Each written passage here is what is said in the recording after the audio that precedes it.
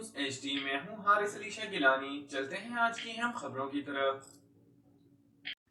رخ کریں گے مخدوم پور کا، جہاں سے رپورٹ کر رہے ہیں ہمارے نمائندے ملک ساجد۔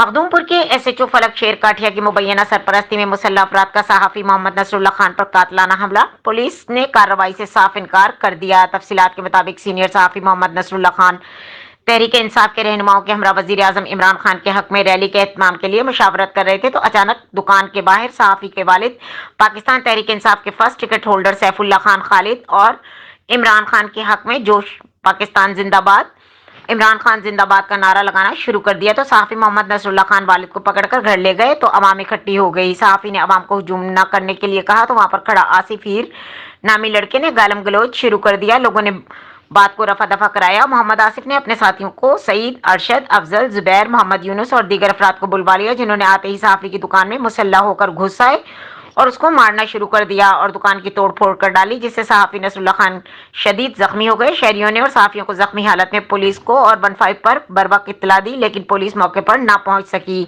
ملزمان نے موقع کا فائدہ اٹھا کر دکان سے 18,000 روپے لے کر موقع سے فرار ہو گئے۔ پولیس وقوع کو ضائع کرنے کے لیے مختلف حربہ استعمال کرنے لگی اور ملزمان کے خلاف مقدمہ درج کرنے کی صاف انکار کر دیا۔ صحافی محمد نصر اللہ اور صحافیوں تنظیموں نے آئی جی ساؤتھ پنجاب، آر پی او ملتان اور ڈی پی او خانیوال سے ملزمان کے خلاف فوراً کارروائی عمل میں لانے کا مطالبہ کر دیا۔